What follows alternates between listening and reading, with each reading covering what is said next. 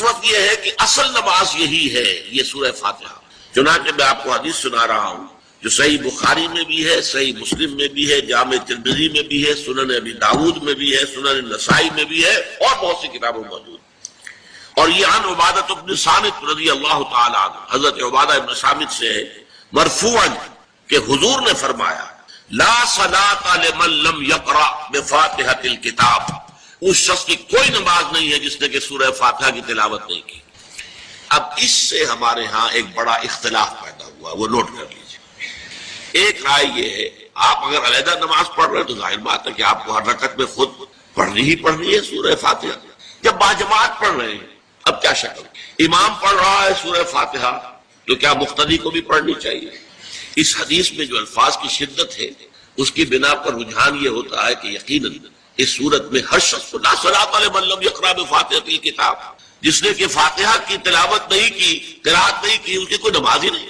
تو یہ موقف ہے امام شافعی کا، یہی مسلک ہے ہمارے اہل حدیث بھائیوں کا کہ آپ چاہے اکیلے نماز پڑھ رہے ہو، چاہے امام کے پیچھے پڑھ رہے ہو، اور چاہے امام جو ہے وہ جہری رکعت پڑھا رہا ہے اور چاہے سری رکعت پڑھا رہا ہے۔ خاموشی والی رکعت سورہ آپ کو معلوم ہے کہ نماز جو ظہر اور عصر کی ہے تو چاروں رکعتیں جو ہے وہ سری ہے، مغرب کے اندر آ کر دو جہری ہیں ایک سری ہے، عشاء میں آ کر دو جہری ہیں دو سری ہیں، سورہ اور نماز فجر کے اندر دونوں جو ہیں وہ جہری ہیں۔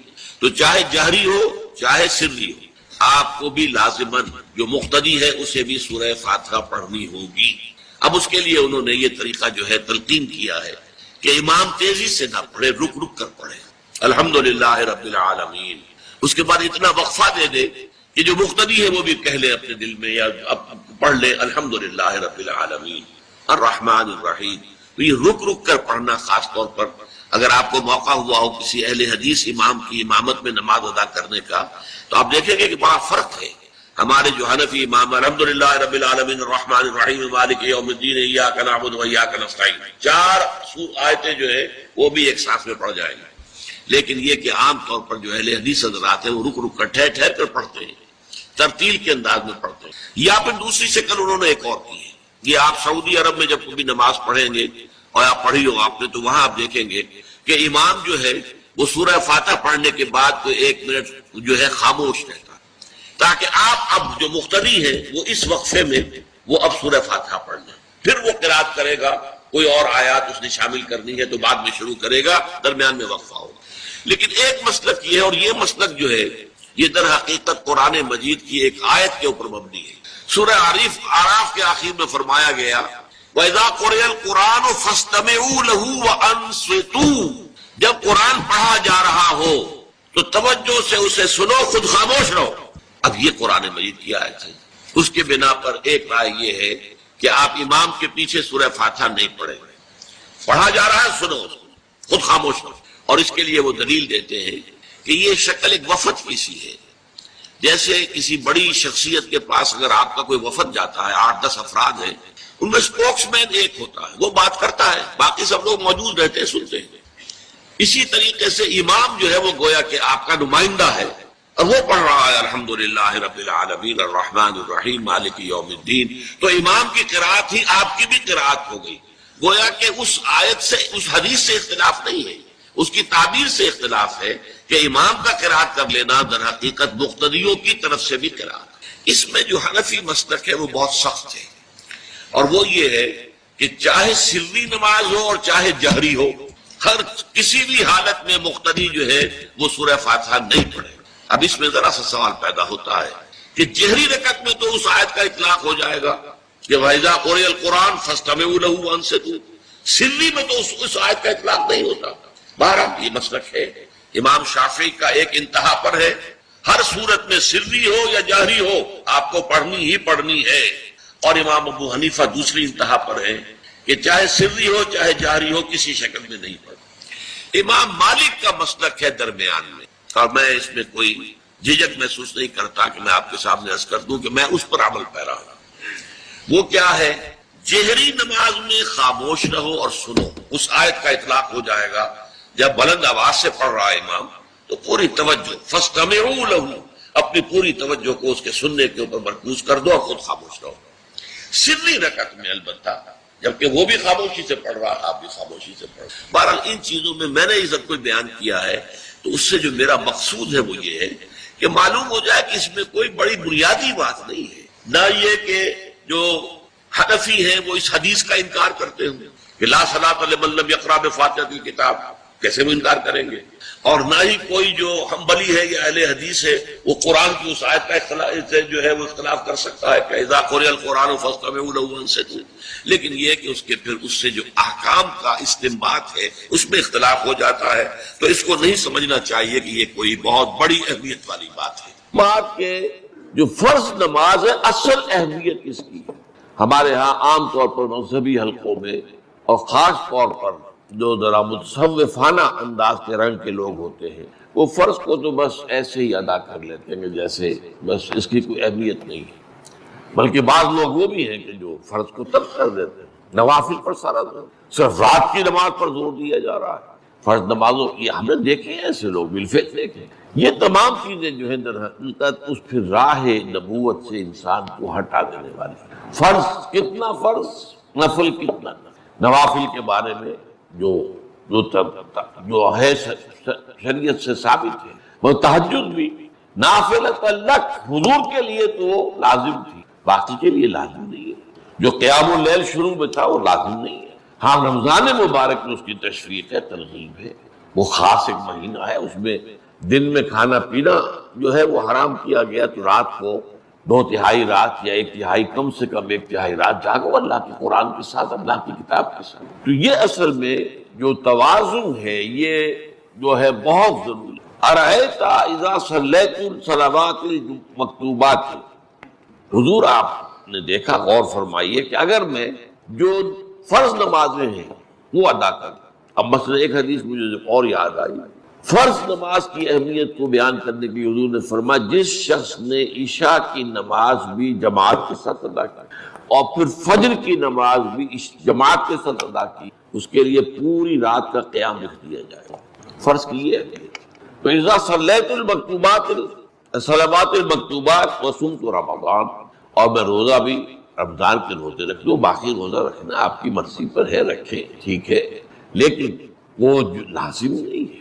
نجات کے لیے لازم جو بیس لائن ہے وہ جو عبادات فرض، اس کے بعد جتنا آدمی اضافہ کر سکے، حالات کو بھی دیکھے۔ بعض حالات ایسے ہوں گے کہ اس میں اصل اہمیت جہاد کی ہو جائے گی، قتال کی ہو جائے گی۔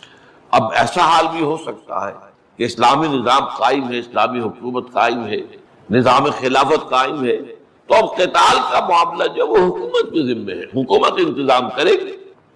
اگر کہیں 10,000 آدمی چاہیے، 10,000 آدمی نکل آئے جانے کے لیے، تو باقی آرام سے گھر میں سوئیں یا نوافل پڑھیں، ساری رات کھڑے رہے، ٹھیک ہے، یہ تقرب بالنوافل کا موقع ہوگا۔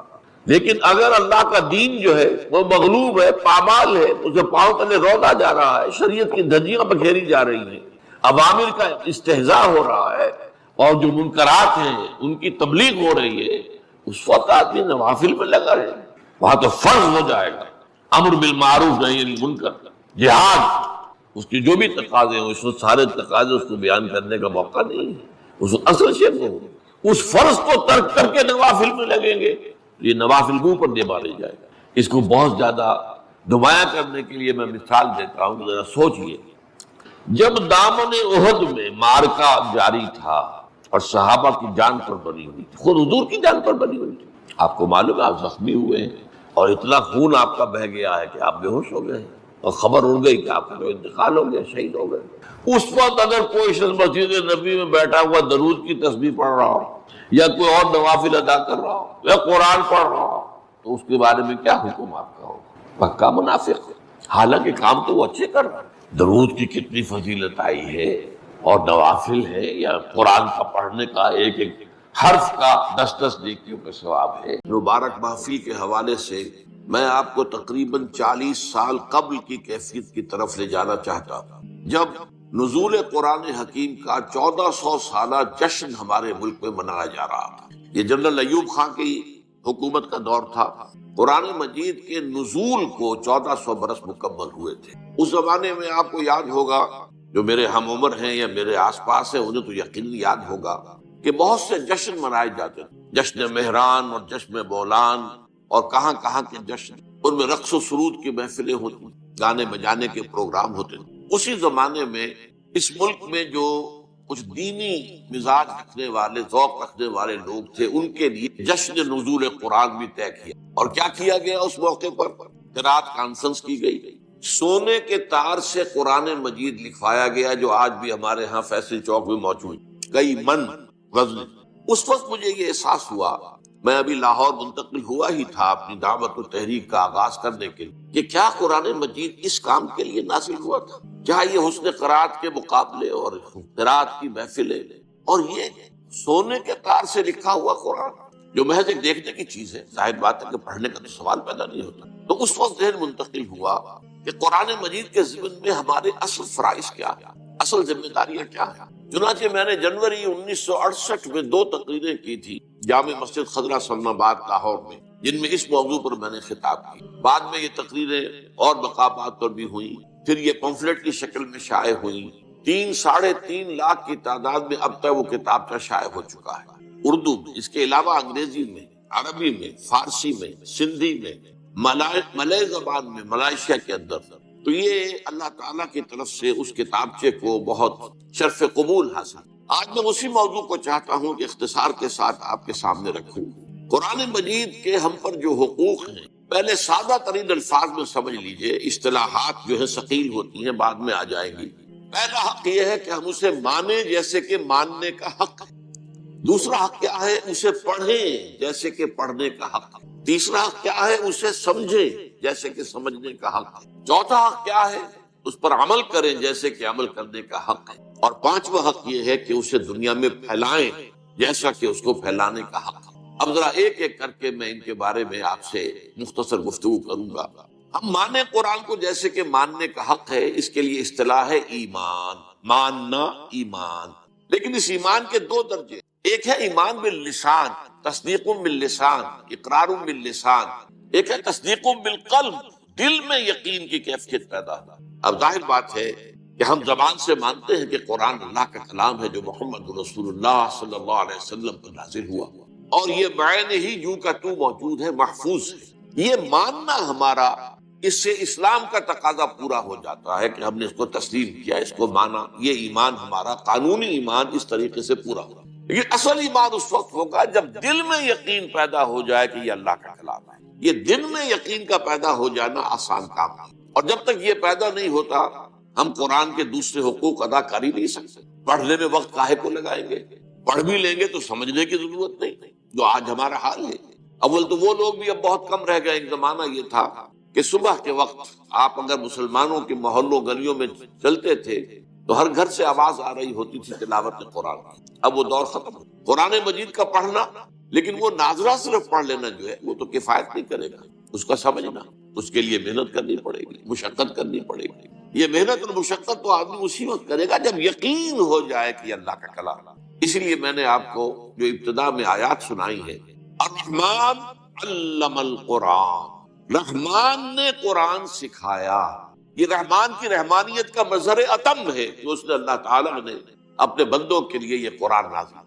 الرحمن علم القرآن، خلق الانسان، انسان کو پیدا کیا، علمہ البیان، اسے بیان کی صلاحیت عطا کی۔ اب یہ 4 آیتیں ہیں، اس وقت میں ان کے بارے میں تفصیل سے کچھ عرض نہیں کر سکتا، صرف اس نقطے پر دوبارہ زور دوں گا کہ اللہ تعالیٰ کا جو اسم گرامی الرحمن ہے، جس میں کہ رحمت خداوندی کی ایسی شان سامنے آتی ہے کہ جیسے ٹھاٹھے مارتا ہوا سمندر، اس شان رحمانیت کا مظہر اتم قرآن حکیم۔ دوسری میں نے آپ کو 2 آیتیں سنائی سورہ یونس کی، یا ایھا الناس، اے لوگو، قد جاءتکم موعظۃ من ربکم وشفاء لما فی الصدور وہدی ورحمۃ للمؤمنین۔ دیکھو تمہارے پاس آ چکی ہے نصیحت، موعظت تمہارے رب کی طرف سے، اور جو تمہارے سینوں کے روگ ہیں ان کا علاج، ان کی شفا، اور ہدایت اور رحمت اہل ایمان کے حق میں۔ قل بفضل اللہ وبرحمت، اے نبی ان سے کہہ دیجئے کہ یہ اللہ کے فضل اور اس کی رحمت کا مظہر ہے کہ یہ قرآن نازل۔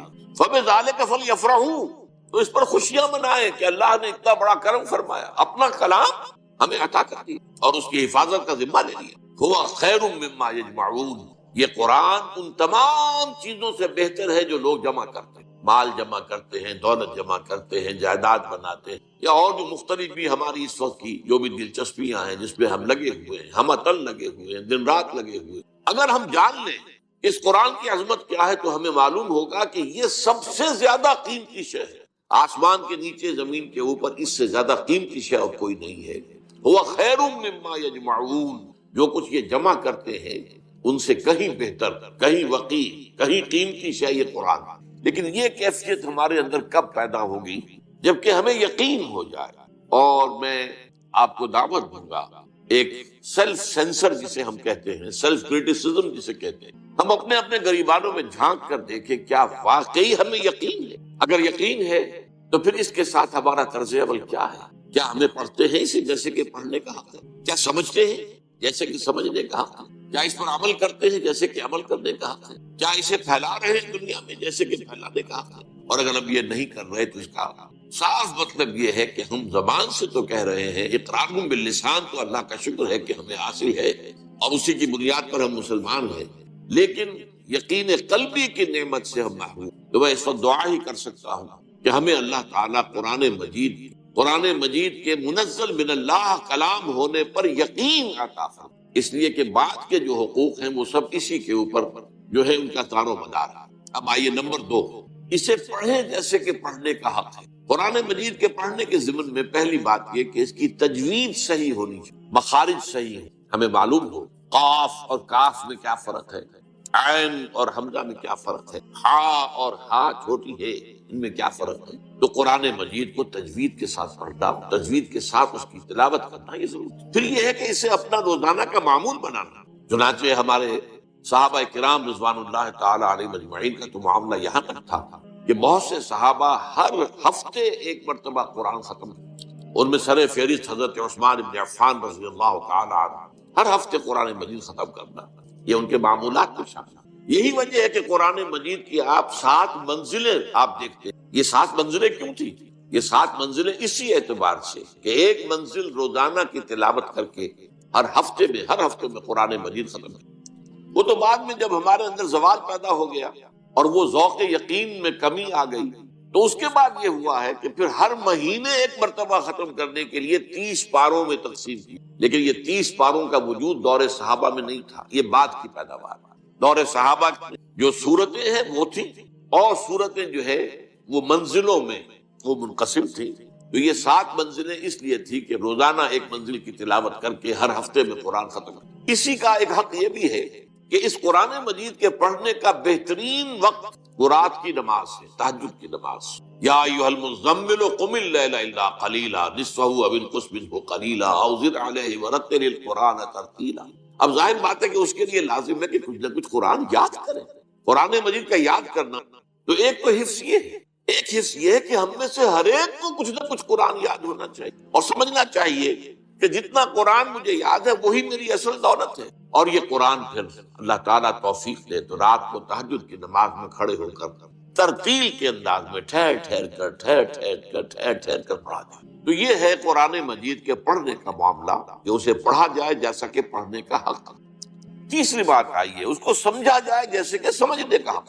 اس کے 2 رتبے مرحلے جو بھی آپ کہیں، پہلا ہے جس کو قرآن کہتا ہے تذکر بالقرآن، قرآن سے نصیحت اخذ کر لے، قرآن جو ہدایت دیتا ہے وہ حاصل کر۔ اس کے لیے قرآن مجید میں سورہ قمر میں 4 مرتبہ فرمایا گیا وَلَقَدْ يَسَّرْنَا الْقُرْآنَ لِلذِّكْرِ فَهَلْ مِن مُدَّكِرٍ۔ یہ نصیحت اخذ کرنے کے لیے، ہدایت اخذ کرنے کے لیے ہم نے قرآن کو آسان بنایا ہے۔ تو ہے کوئی تم میں سے کہ جو اس سے ذکر حاصل کرنا چاہے؟ قرآن اس اعتبار سے دنیا کی آسان ترین کتاب ہے، لیکن ایک شرط ہے، چھوٹی سی شرط، اس کو اس کی اپنی زبان میں پڑھا جائے۔ قرآن مجید نازل ہوا، عربی میں نازل ہوا، اور عرب ہی پہلے مخاطب تھے، لہذا ان کے لیے تو بہت آسان کام تھا۔ حضور کی زبان مبارک سے قرآن ادا ہو رہا ہے اور ان کے قلوب پر اور ان کے اذہان میں اترتا چلا جا رہا ہے۔ انہیں کسی دقت کا سامنا نہیں تھا کہ پہلے وہ عربی سیکھیں، عربی گرامر پڑھیں اور پھر قرآن مجید کو سمجھیں۔ لیکن یہ جو تذکر بالقرآن ہے، قرآن مجید سے نصیحت اخذ کرنا، ایک ہے قرآن مجید پڑھ کر صرف ثواب حاصل کرنا، میں اس کی بات تو ختم کر چکا، وہ تو جو تھا پڑھنا، جیسا کہ پڑھنے کا حق ہے اس میں بیان ہو چکا، یقیناً تلاوت سے ثواب حاصل ہوتا ہے اور آپ ظاہر بات ہے کہ اپنا وقت لگاتے ہیں، وضو کرتے ہیں، بیٹھتے ہیں، قبلہ رخ ہو کر بیٹھتے ہیں، پھر قرآن مجید کو پوری اس کی تعظیم کرتے ہوئے کھولتے ہیں اور پھر قرآن پڑھتے ہیں، تو آپ کی یہ محنت اور آپ کا جو وقت لگا ہے یہ اللہ تعالیٰ جو اس کا ثواب دے گا۔ لیکن ایک ہے تذکر بالقرآن، قرآن سے نصیحت اخذ کرنا، ہدایت اخذ کرنا، وہ صرف پڑھنے سے تو حاصل نہیں ہو جب تک کہ آپ اسے سمجھیں گے۔ اور اس کی پہلی منزل یہ ہے کہ آپ اتنی عربی ضرور سیکھ لیں کہ آپ قرآن مجید کو تواتر کے ساتھ پڑھتے چلے جائیں اور اس کا ذکر، اس کی ہدایت آپ کے دل اور دماغ میں اترتی جائے۔ اس کے بغیر تذکر حاصل، ثواب حاصل ہو جائے گا، میں پھر عرض کر رہا ہوں، کہیں میری بات کو آپ غلط سمجھیں۔ کچھ لوگ ہیں جو کہتے ہیں کہ بغیر سمجھے پڑھنے سے کوئی ثواب بھی نہیں ہوتا، نہیں، میں اس کا قائل نہیں۔ اس کے پڑھنے سے، اس کی تلاوت، محض تلاوت سے بھی ثواب حاصل ہوتا ہے، اگرچہ اس میں ایک نکتہ ہے وہ میں بعد میں عرض کروں گا۔ لیکن یہ ہے کہ اگر آپ کو اس سے کچھ اخذ کرنی، ہدایت اخذ کرنی ہے، نصیحت اخذ کرنی ہے، تو میرے نزدیک، میری بات غور سے سن لیجئے، ہر پڑھے لکھے مسلمان کا فرض ہے کہ وہ اتنی عربی سیکھے کہ قرآن مجید کو اپنی آنکھ سے پڑھ سکے۔ ترجمے سے پڑھنے میں وہ تاثیر نہیں۔ آپ جو ہے ترجمے سے اگر پڑھیں گے تو گویا کہ آپ مترجم کی آنکھ سے پڑھ رہے ہیں۔ یہ تو اپنی آنکھ سے پڑھنا تو تبھی ہوگا جبکہ آپ عربی زبان سے واقف ہیں اور قرآن کے اور آپ کے درمیان ترجمہ حائل نہ ہو، بلکہ قرآن جسے اقبال کہتا ہے، تیرے ضمیر پہ جب تک نہ ہو نزول کتاب، گرہ کشا ہے نہ رازی نہ صاحب کشاف، براہ راست دل پر نازل ہونا چاہیے، اور اس کے لیے اتنی عربی سیکھنا میرے نزدیک فرض۔ غور کیجئے، آپ نے ایم اے کیا ہے، بی اے کیا ہے، ایم بی اے کیا ہے اور تعلیم حاصل کی ہے، ڈاکٹری پڑھی ہے، انجینئرنگ، اور عربی اتنی نہ سیکھ سکے کہ قرآن مجید کو پڑھ سکے، کیا جواب دیں گے اللہ تعالیٰ کے سامنے حاضری ہونی ہے، قیامت پر ہمارا یقین ہے، یوم یقول الناس لرب العالمین، ہمیں حاضر ہونا ہے، جواب نہیں کرتی ہے۔ تم نے میرے کتاب کی کیا خبر، تم نے اس کے لیے اتنی محنت بھی نہ کی، تم نے انگریزی اتنی پڑھی کہ انگریزوں کو پڑھا دو۔ بے شمار ہندوستانی اور پاکستانی مسلمان، آپ کو معلوم ہونا چاہیے، انگلینڈ میں اسکولوں کے اندر پڑھا رہے ہیں، انگریزی پڑھا رہے ہیں، لیکن تم اتنی عربی نہ سیکھ سکے، حالانکہ تمہاری اپنی زبان اردو جو ہے اس کا ایک جملہ آپ نہ بول سکتے ہیں، نہ لکھ سکتے ہیں جس میں عربی کا لفظ نہ آئے۔ جملہ عربی کا لفظ ہے، لفظ عربی کا لفظ ہے، تو یہ تو ہماری زبان کے اندر جو ہے رچی بسی زبان ہے، پھر اس کو تم نے نہیں سیکھا تو ہمارے کلام کی کیا قدر ہے؟ اس کا جواب جو ہے آج ہی سوچ لیجئے۔ یہ گھڑی محشر کی ہے، طور سائے محشر میں ہے، پیش کر غافل عمل کوئی اگر دفتر میں ہے۔ اپنے آپ کو امیجن کیجئے، تصور کیجئے کہ اللہ کے حضور میں کھڑے ہیں اور وہاں سوال ہو رہا ہے کہ تم نے میری کتاب، جسے میں نے اپنی رحمانیت کا مظہر قرار دیا، جس کے بارے میں کہا قل بفضل اللہ وبرحمتہ فبذلک فلیفرحوا، تم نے اس کی کیا قدر کی؟ تو یہ ہے تذکر بالقرآن، جو آسان ہے، لیکن اس کے لیے بھی عربی زبان کا اتنا فہم ضروری ہے کہ وہ براہ راست آپ اسے پڑھیں اور اس کا ذہن، اس کا فکر، اس کی سوچ، اس کی ہدایت آپ کے قلب اور ذہن میں اترتی ہے۔ اس سے آگے کا معاملہ ہے تدبر قرآن، افلا یتدبرون القرآن ام علی قلوب اقفالها، کتاب انزلناہ الیک مبارک لیدبروا آیاتہ ولیتذکر اولو الالباب۔ تدبر قرآن کی شرائط جو ہے وہ بڑی کڑی ہے، گہرائی میں اتر، قرآن مجید کی گہرائیوں میں غوطہ زنی، جسے اقبال کہتا ہے کہ قرآن میں ہو غوطہ زن اے مرد مسلمان۔ اس کو میں ایک سادہ سی مثال سے سمجھایا کرتا ہوں۔ دیکھیے، سمندر میں اگر کوئی آئل ٹینکر جو ہے وہ ٹوٹ جائے، حادثہ ہو جائے، لیک کر جائے، تو تیل جو ہے اس سے اتر نکل کر سمندر کی سطح پر رہتا ہے، وہ تیل نیچے نہیں جاتا۔ اب آپ کو معلوم ہے اوپر تو وہ تیل کی سطح ہے، اس کی ایک لیئر ہے، اور نیچے آپ کو معلوم ہے بہت میلوں جو ہے گہرا پانی ہے۔ بالکل یہ معاملہ ہے کہ قرآن سے تذکر اخذ کر لینا تو ایسے ہے جیسے سمندر کی سطح کے اوپر وہ تیل ہے، بہت آسان تھا۔ لیکن قرآن کے علم و حکمت کی گہرائیوں میں اترنا وہ تو ایسے ہی ہے کہ جیسے موتی حاصل کرنے کے لیے غوطہ زنی کرنی پڑتی ہے اور سمندر کی تہ سے جا کر موتی حاصل کیے جائے۔ یہ تدبر قرآن ہے، جس کے اعتبار سے میں آپ کو ایک مثال دے رہا ہوں۔ حضرت عمر رضی اللہ تعالی عنہ کے صاحب زادے حضرت عبداللہ ابن عمر رضی اللہ تعالی عنہما وہ فرماتے ہیں، میں نے صرف سورہ بقرہ 8 سال میں ختم۔ اب آپ غور کیجیے، عربی ان کی اپنی زبان، اور شان نزول وہ تو ان کے سامنے نازل ہوا ہے، اس پورے ماحول کا وہ جز تھے۔ معلوم ہوا قرآن مجید کی گہرائیوں میں اترنا اور ان گہرائیوں تک رسائی حاصل کرنا آسان کام نہیں، it's a lifelong process. اور اس کا اصل کام کیا ہے آج کے دور میں؟ دیکھیے، قرآن جس زمانے میں نازل ہوا ابھی تمدن بہت سادہ تھا، ابھی کوئی بہت پیچیدگیاں نہیں تھی۔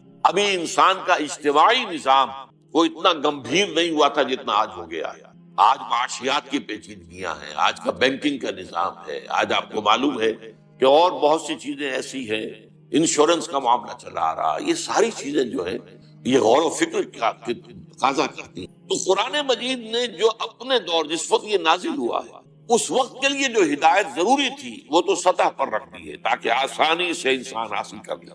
اس لیے کہ عرب آپ کو معلوم ہے وہ فلسفی لوگ تو تھے نہیں، ان میں تو پڑھے لکھے لوگ بھی نہ ہونے کے برابر، ان کا تو لقب ہی امیین ہے، ان پڑھ لوگ۔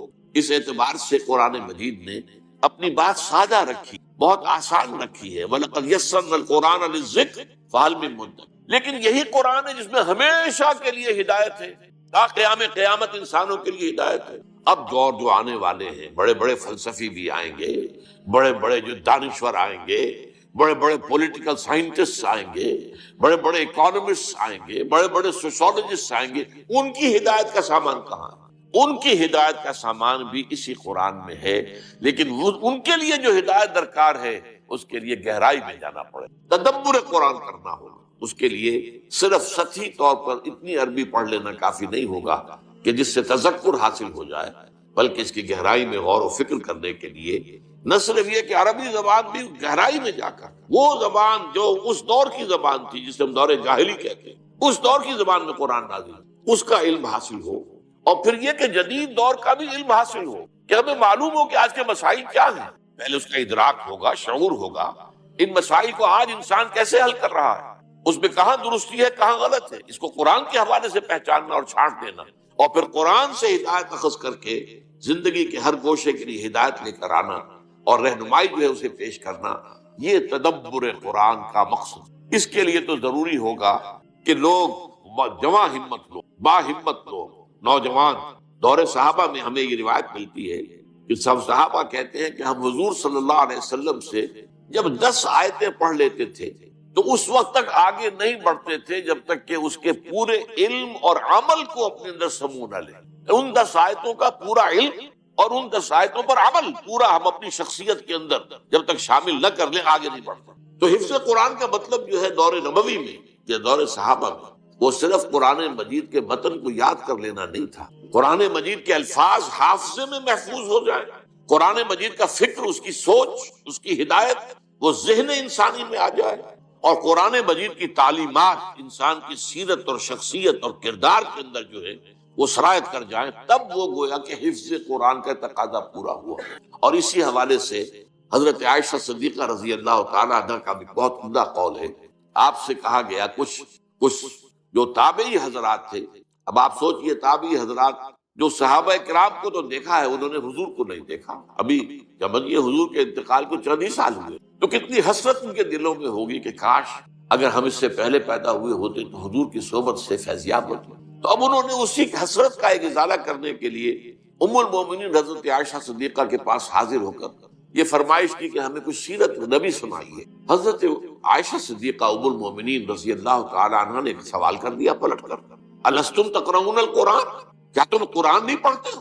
انہوں نے عرض کیا کہ ام المومنین ہم نے تو آپ سے سیرت کی فرمائش کی ہے، قرآن تو ہم پڑھتے ہیں۔ فرمایا کان خلقہ القرآن، حضور کی سیرت قرآن ہی تو تھی، قرآن مجید ہی مجسم ہو گیا تھا شخصیت محمدی صلی اللہ علیہ وسلم کی، کہ جو قرآن مجید کی تعلیم ہے وہ آپ کی پورے رگ و ریشے کے اندر سرایت کی۔ تو اس معنی میں تدبر قرآن، اور یہی میں ذرا وہ نقطہ جو میں نے کہا کہ میں بعد میں عرض کروں گا، میرے اس کتاب کے میں ابتدا میں ذرا جذباتی انداز میں ایک جملہ یہ لکھا ہوا تھا کہ بغیر سمجھے قرآن پڑھنے کا کوئی فائدہ نہیں، لیکن علامہ محمد یوسف بن نوری رحمۃ اللہ علیہ کا نام آپ نے سنا ہوگا، کراچی میں بہت بڑا مدرسہ بن نوری ٹاؤن انہی کے نام سے مشہور ہوا، یہ سن 70 کی بات ہے، 1970، آپ سمجھیے کہ 38 برس 37 برس پہلے کی بات سنا رہا ہوں۔ تو میں نے پورا رمضان مبارک جو ہے مسجد نبوی میں گزارا تھا، اور آخری عشرے میں مولانا بن نوری رحمۃ اللہ علیہ بھی وہاں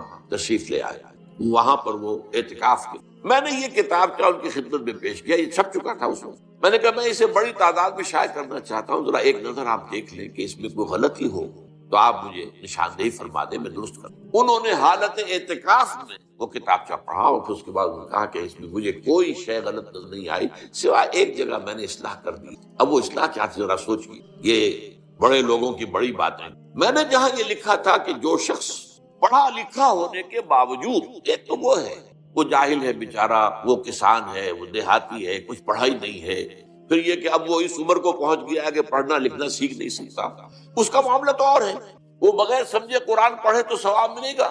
بلکہ یہاں تک میں نے لکھا تھا اگر قرآن مجید ناظرہ بھی نہیں پڑھ سکتا، وہ کھول کر بیٹھ جائے اور روتا ہوا وہ قرآن مجید کے حروف پر انگلی پھیرتا چلا جائے، اس سے ثواب تب بھی ملے گا کہ اس نے اپنا وقت لگایا ہے اور حسرت کے ساتھ کہ اللہ میں تیرے اس کلام کو پڑھنے کی اہلیت نہیں رکھتا، تو اسے ثواب ملے گا۔ لیکن جن لوگوں نے تعلیم اعلیٰ حاصل کی وہ اگر قرآن بغیر سمجھے پڑھیں گے تو انہیں کوئی فائدہ نہیں ہوگا، کوئی ثواب نہیں۔ مولانا بن نوری رحمۃ اللہ علیہ نے فرمایا کہ یوں نہ کہو، یوں کہو کہ ان کے تلاوت کے ثواب سے ہو سکتا ہے کہ نہ سمجھنے کا عذاب بڑھ جائے۔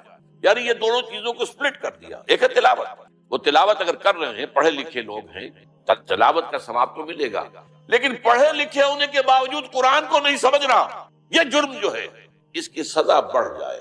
یہ انہوں نے اس کے اندر ترمیم کی، اور میرے نزدیک جو میں کہنا چاہتا تھا اس سے کہیں زیادہ بات واضح ہو کر سامنے آ گیا۔ اب آئیے چوتھی بات، قرآن پر عمل کر۔ ظاہر بات ہے قرآن کے ماننے کا تقاضا یہی ہے، پڑھنا اسی لیے ہے، سمجھنا اسی لیے کہ عمل کریں۔ اگر عمل نہیں کریں گے تو گویا کہ قرآن پر ہمارا کوئی بات نہیں۔ حضور کی حدیث سنا دیتا ہوں آپ کو، ما آمن بالقرآن من استحل محارمہ، جس شخص نے قرآن کی حرام کردہ کسی شے کو اپنے لیے حلال ٹھہرا لیا، اس کا قرآن پر کوئی ایمان نہیں۔ بالکل واضح بات ہے، منطقی بات ہے، 2 اور 2 4 کی طرح کی بات ہے۔ قرآن کو اللہ کا کلام مانتے ہو اور پھر اس کے حکم پر نہیں چلتے، یا یہ کہ ایک اور شکل بھی ہے، اس کے بعد احکام کو مانتے ہو، بعض کو نہیں مانتے۔ نمازیں تو پڑھتے ہو اور تم حج بھی کراتے ہو، عمرے بھی کراتے ہو، سودی کاروبار نہیں چھوڑتے۔ یہ تمہارا طرز عمل جو ہے، اس کو سورہ بقرہ میں فرمایا گیا، افتؤمنون ببعض الکتاب وتکفرون ببعض۔ نماز کا حکم بھی ہماری کتاب کا، ہمارے قرآن کا ہے، اور سود کی حرمت جو ہے وہ بھی ہماری کتاب میں، ہمارے قرآن میں آئی ہے۔ تو کیا تم ایک حصے کو مانتے اور ایک کو نہیں مانتے؟ فما جزاء من يفعل ذلك منكم الا خزي في الحياة الدنيا ويوم القيامة يردون الى اشد العذاب وما الله بغافل عما تعملون۔ اس آیت کا ترجمہ کرتے ہوئے لرزہ طاری ہوتا ہے۔ تو جو کوئی بھی تم میں سے یہ حرکت کرے گا کہ ایک حصے کو مانا ایک کو نہیں مانا، ایک پر عمل ہے اور ایک کو پاؤں تلے رون دیا ہے، اس کی اس کے سوا کوئی سزا نہیں ہے کہ دنیا میں ذلیل و خوار کر دیے جائے اور قیامت کے دن شدید ترین عذاب میں جھونکے۔ نوٹ کیجیے، اشد العذاب، اشد کا لفظ اردو میں بھی آپ بولتے ہیں، اشد، شدید ترین، اشد العذاب، وما اللہ بغافل عما تعملون، اور جو کچھ تم کر رہے ہو اللہ اس سے غافل نہیں۔ اس عمل بالقرآن کے بھی 2 پہلو، اس کے لیے میں اصل میں آپ کو ان اصطلاحات قرآن سے ذرا مانوس کر دینا چاہتا ہوں۔ حکم بالقرآن اور اقامت ما انزل من اللہ، یہ 2 اصطلاحات ہیں۔ حکم بالقرآن، قرآن کے ذریعے سے فیصلہ کرنا، کیا صحیح ہے کیا غلط ہے، قرآن کے حوالے سے اپنی جو رائے بنانی ہو قرآن کے ذریعے سے بنانا۔ اس کے لیے سورہ مائدہ میں ایک ہی رکوع میں 3 فتوے اللہ کے آئے ہیں، ذرا نوٹ کر لیجیے۔ وَمَن لَّمْ يَحْكُم بِمَا أَنزَلَ اللَّهُ فَأُولَٰئِكَ هُمُ الْكَافِرُونَ وَمَن لَّمْ يَحْكُم بِمَا أَنزَلَ اللَّهُ فَأُولَٰئِكَ هُمُ الظَّالِمُونَ وَمَن لَّمْ يَحْكُم بِمَا أَنزَلَ اللَّهُ فَأُولَٰئِكَ هُمُ الْفَاسِقُونَ۔ 7واں رکوع سورہ مائدہ کا یہ 3 دفعہ یہ بات آ گئی، جو لوگ اللہ کی اتاری ہوئی شریعت اور اللہ کی اتاری ہوئی ہدایت کے مطابق فیصلے نہیں کرتے، وہی تو کافر ہیں، وہی تو مشرک ہیں، ظالم ہیں۔ اور ظالم قرآن مجید کی اصطلاح میں مشرک کے لیے آتا، ان الشرک لظلم عظیم، اور وہی تو فاسق ہیں، وہ تو اللہ کے باغی ہیں۔ اب اس اعتبار سے غور کیجئے، آج امت مسلمہ اللہ کی نگاہوں میں کیا ہے؟ ابھی میں نے جو آیت آپ کو سنائی تھی سورہ بقرہ کی کہ ہم دنیا میں ذلیل و خوار کر دیتے، تو آج دنیا میں ذلیل و خوار ہم ہیں کہ نہیں؟ آج کیا ہے؟ آج عزت ہمارے پاس ہے یا امریکہ کے پاس ہے؟ آج کس کا غلغلہ ہے؟ کس کے پاس طاقت؟ ہم تو آپ کو معلوم ہے دنیا کے اندر جو اس وقت وہ سمجھے جاتے ہیں کہ بہت ہی کمزور قوم، بہت ہی ذلیل قوم، جو لوگ جو ہے اپنے معاملات درست نہیں چلا سکتے۔ اور آج ہمارا حال کیا ہے؟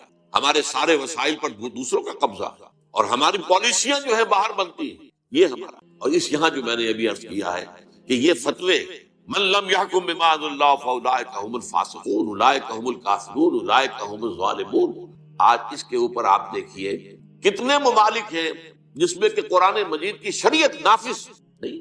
آپ کو معلوم ہے کہ یہ پوری دنیا میں کچھ جزوی طور پر کچھ احکام، کچھ قرآنی سزائیں سعودی عرب میں نافذ ہیں، کچھ احکام وہ ایران کے اندر نافذ ہیں. باقی تو یہ کہ پوری دنیا میں مسلمان جو ہے 1.5 ارب سے زیادہ مسلمان وہ ان فتووں کی زد میں ہیں کہ وَمَن لَّمْ يَحْكُم بِمَا أَنزَلَ اللَّهُ فَأُولَٰئِكَ هُمُ الْكَافِرُونَ وَمَن لَّمْ يَحْكُم بِمَا أَنزَلَ اللَّهُ فَأُولَٰئِكَ هُمُ الظَّالِمُونَ وَمَن لَّمْ يَحْكُم بِمَا أَنزَلَ اللَّهُ فَأُولَٰئِكَ هُمُ الْفَاسِقُونَ. یہ ہماری حالت. دوسری اصطلاح جو ہے وہ ہے اقامت ما انزل من اللہ.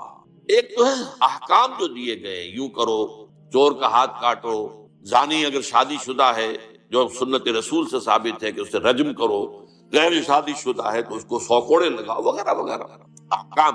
نماز پڑھو، روزہ رکھو، زکوٰۃ ادا کرو. ایک ہے پورا نظام، وہ جو میں نے کہا تھا کہ آج کی دنیا میں اجتماعی نظام کتنا پیچیدہ ہو چکا اور اس اجتماعی نظام کی گرفت کتنی ہو چکی ہے. افراد کی آزادی تو بڑی محدود ہو کر رہ گئی. پورا ایک نظام ہوتا ہے. اب وہ نظام ہی کے تحت طے ہوتا ہے کہ تعلیم کا نظام کیا ہوگا. آپ کیا کریں گے؟ اپنے بچوں کو جو ہے کسی غار میں تو نہیں رکھ سکتے.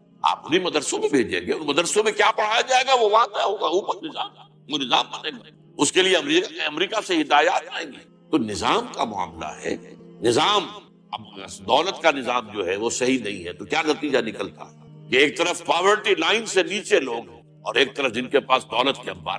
یہ ساری تفریق جو ہے کیوں ہو رہی ہے؟ یہ وہ نظام عدل جو اللہ نے دیا تھا، جو اس کے رسول نے قائم کیا تھا صلی اللہ علیہ وسلم، جو دور خلافت راشدہ میں قائم رہا تھا، وہ نظام ہم نے قائم نہیں کیا. اس نظام کو قائم کرنا یہ ہے اقامت ما انزل من اللہ.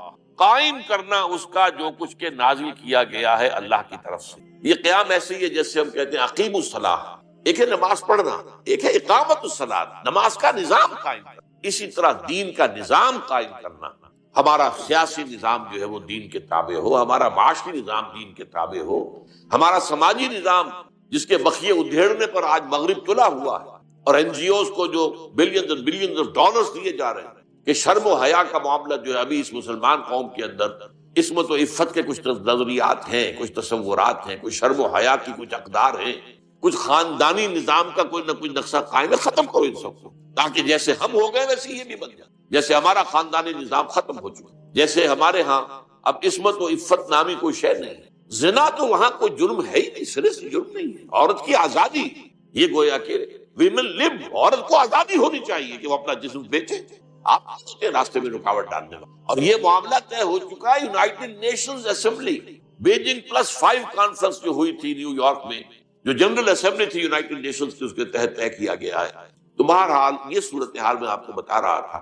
اس نظام کو قائم کرنا، اس کے لیے وہ جو سورہ فتح کی آخری آیات، هو الذی ارسل رسولہ بالہدی ودین الحق لیظہرہ علی الدین کلہ، وہی اللہ جس نے بھیجا ہے اپنے رسول کو صلی اللہ علیہ وسلم الہدی قرآن ودین حق، اور وہ نظام اجتماعی جو حق پر مبنی ہے، عدل پر مبنی، تاکہ اسے غالب کرے پورے کے پورے نظام پر.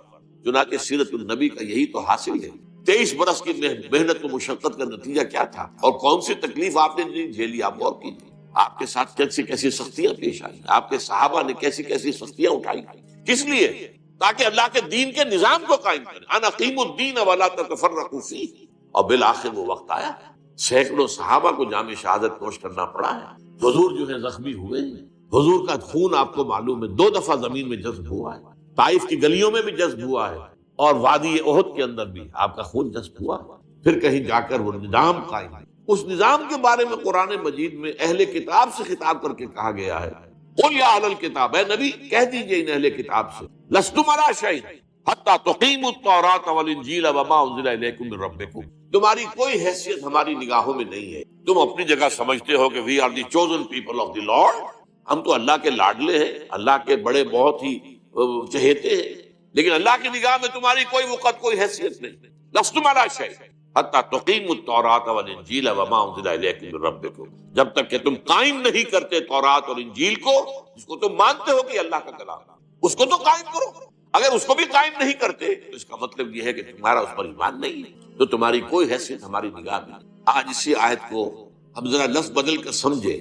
یا اہل القرآن لستم علی شیء حتی تقیموا القرآن وما انزل الیکم من ربکم. اے قرآن کے ماننے والوں، قرآن کے دعوے داروں، قرآن پر یقین رکھنے والوں، قرآن کی محفلیں منعقد کرنے والوں اور قرآن کی قرأت کے لیے کے مقابلے منعقد کرنے والوں، تمہاری کوئی حیثیت نہیں، کوئی تمہاری ہماری نگاہ میں وقت نہیں جب تک کہ تم قرآن کو قائم نہیں کرو۔ قرآن کے نظام کو دنیا میں قائم کرنا، وہ نظام سیاسی ہو، وہ نظام معاشی ہو، وہ نظام معاشرتی ہو، جیسا کہ حضور نے اور محمد